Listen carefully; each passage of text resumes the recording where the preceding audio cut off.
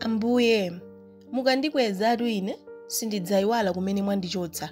Ili lidali pemphero lonong'ona la chimwemwe, uku misozi ikutsika, popeza adazindikira kuti tsogolo lake lokhala dotolo lalephereka.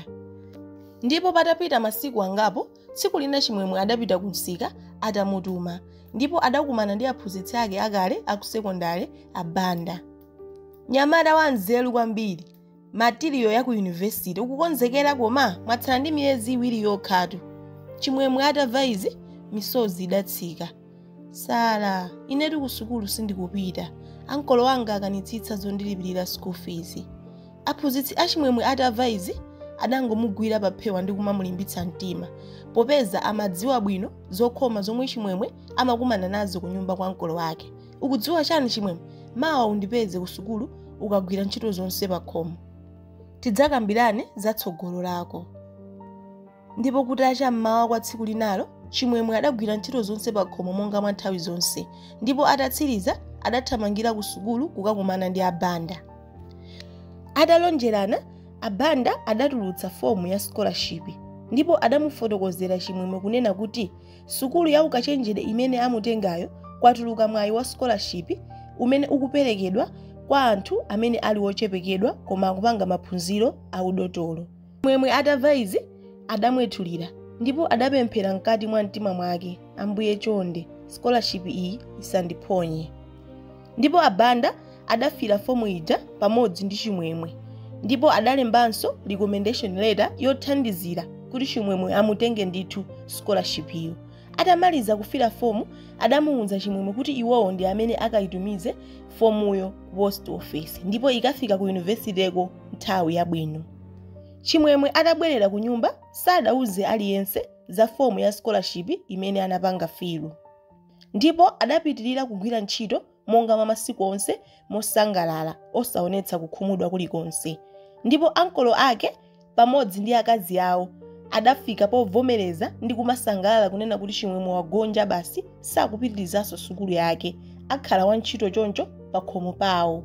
Patatsala masabata awiri kuti sukulu ya ukachenjede itsegulire, chimwemwe adagwidwa ndi nkhawa, popeza adali asadamve zotsatira zilizonse za scholarship ija, ndipo adaganiza zopita kwa aphunzitsi ake abanda kukafunsa. Kodi Sala, za scholarship zija palibe uthenga uliwonse? Mawu awa adawakhudza kwambiri aphunzitsi ake, popeza kuti adali asadalandire uthenga wina uliwonse, ndipo adayamba kumulimbitsa mtima chimwemwe kuti Mulungu atsegula khomo lina asafowoke ndipo asataye chiyembekezo. Ali mkati molimbitsana mtima, padabwera meseji pa foni ya aphunzitsi aja, idali yochokera ku yunivesiti. Boom! Chimwemwe anali adatengedwa pa scholarship ija, ndipo imapanga kava chilichonse, kuyambira fees, chakudya cha tsiku ndi tsiku, malo ogona, komanso imapereka laptop ya nyuwani.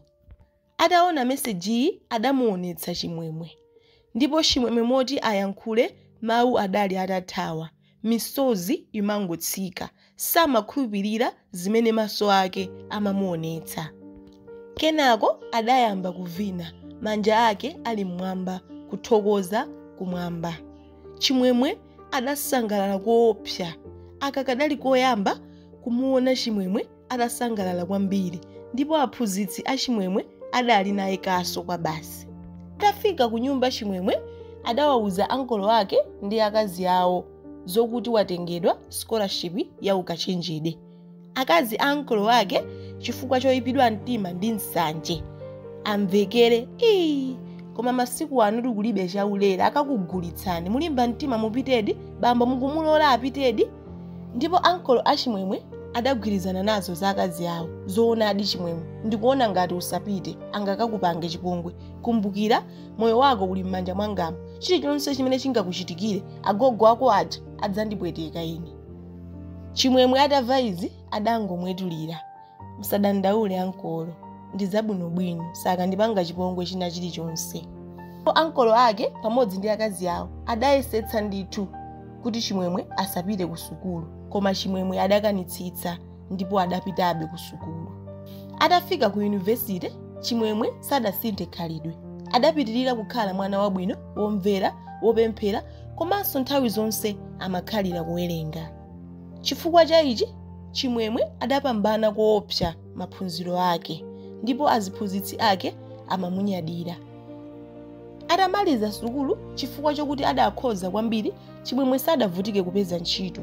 Chipatala china chachikulu chimene chidayandikana ndi university chidamulemba ntchito ndi kumuyika kukhala wamkulu woyang'anira chipatalacho.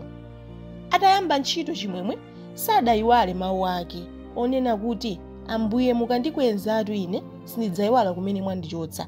Adaganiza zopita kumudzi kukatenga agogo ake, ndipo adawabweretsa ku tawuni ndi kumakhala nawo. Amawagulira chilichonse chomwe angafune kuti azikhala osangalala. Chimwemwetu sadawayiwale aphunzitsi ake abanda, amacheza nawobe, amakhala ngati pachibale. Nthawi zonse Chimwemwe amakumbuka zabwino zimene abanda adamuchitira. Komatu apa nkuti Chimwemwe samachezanso ndi ankolo ake pamodzi ndi akanzi awo, ngakhalenso azibale ake akubanja limeneli.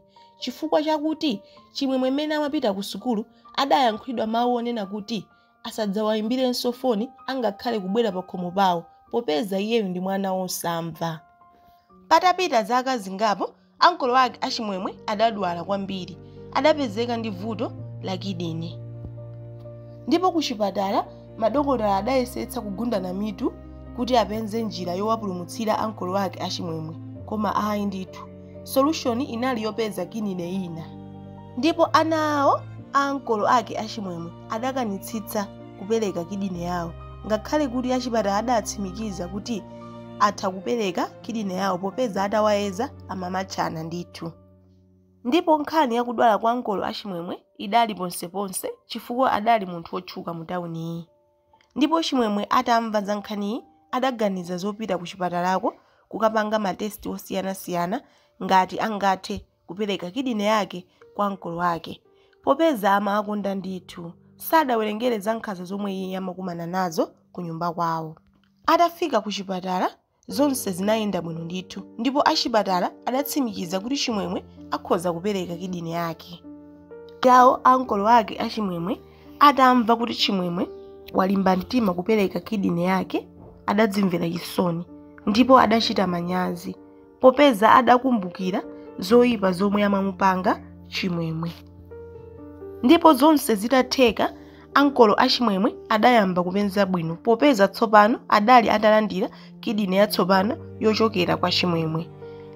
Atawuzidwa kuti kidini yawo yachokera kwa Chimwemwe, mtima wawo udasweka. Adakumbukira mawu awo onena kuti siwe mwana wanga ndipo sungadzandigwire mkono. Apa ndipo omwe adazindikira kuti mwana wanzako ndi wako yemwe, ukachenjera manja umadya naye. Chisoni chidawagwira ndipo adamupepesa Chimwemwe. Banja lonse lidagwada ndi kupepesa kwa Chimwemwe kuti ayambirenso mwatsopano ngati banja. Popeza Chimwemwe adali ndi mtima wofewa ndi wachikondi, komanso abanda adali atamuphunzitsa makhalidwe abwino, adakhululuka ndipo adawalandiranso abale ake onse m'moyo mwake. Chikondi chimene Chimwemwe adaonetsa pa ankolo wake chidamveka ponseponse, ndipo kuyambira pomwepo ana onse amene adali amasiye amene amakhala mu tawuniyi adayamba kukondedwa mu nyumba zomwe amakhala, popeza aliyense adazindikira kunena kuti mawa kumaliwopa. Bye.